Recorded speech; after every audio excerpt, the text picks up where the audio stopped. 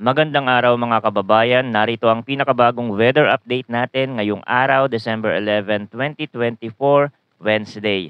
Alamin natin ang mga lugar na posibleng ulanin ngayong araw dahil sa iba't ibang weather system na umiiral sa bansa. At yung minomonitor nating sama ng panahon bago magpasko, may pagbabago kaya sa development nito. Para naman lagi kang updated sa lagay ng panahon, i-click mo lang ang subscribe button. Ngayong araw, tatlong weather system pa din ang nakakaapekto sa ating bansa. Ang shear line na nagdudulot ng ulan sa silangang bahagi ng Central at Southern Luzon, ang northeast monsoon o amihan na nagdadala ng malamig na hangin at pag-ulan sa Northern Luzon at natitirang bahagi ng Central Luzon, at ang easterlies na nagdadala ng mainit-init na hangin at pag-ulan sa natitirang bahagi ng bansa. Kaya't ang magiging lagay ng panahon natin sa iba't ibang rehiyon ay magkakaiba. Sa Metro Manila, Calabarzon, Nueva Ecija, Bulacan, Aurora, Camarines Norte, Camarines Sur at Catanduanes, magiging maulap ang kalangitan na may kalat-kalat na pag-ulan at isolated thunderstorm dulot ng shear line. Mag-ingat sa posibleng flash floods o landslide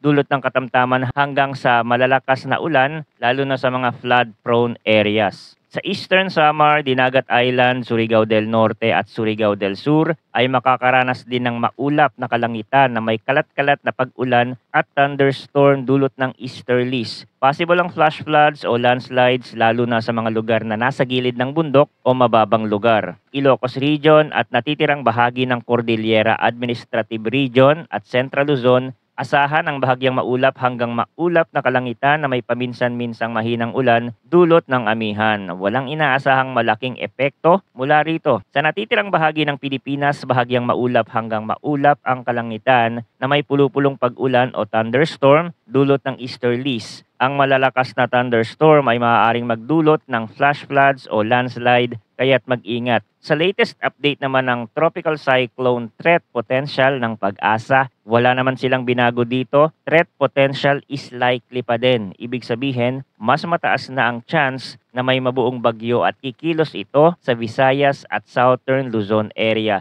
Mangyayari yan by December 16 to December 22, so before Christmas. At kung titingnan natin ito sa ibang weather forecast tool na ginagamit natin, gamit ang GFS, December 16, ito na siya at kikilos yan papuntang Visayas. At pwede pang magbago ang galaw nito since hindi pa siya totally nade-develop as a low pressure area. Gamit ang European model, December 16, ito yung itsura niya at ang posibleng direksyon ay halos parehas na sila ng GFS. Sa may bandang Visayas din posibleng dumaan. Para naman sa weather advisory heavy rainfall outlook natin ngayong araw, December 11, makakaranas ng heavy to intense rain ang Quezon at Camarines Norte, habang moderate to heavy naman sa Aurora. Bukas, December 12, heavy to intense sa Quezon at moderate to heavy rainfall naman sa Aurora, Camarines Norte at Camarines Sur. Sa Friday, December 13, moderate to heavy ang mararanasan ng mga pag-ulan sa Aurora, Quezon at Camarines Norte. Mas mataas ang posibilidad ng pagbaha at landslide sa mga bulubunduking lugar. Ang epekto ng ulan ay maaaring lumala sa mga lugar na nakaranas na ng matinding pag-ulan nitong mga nakaraang araw.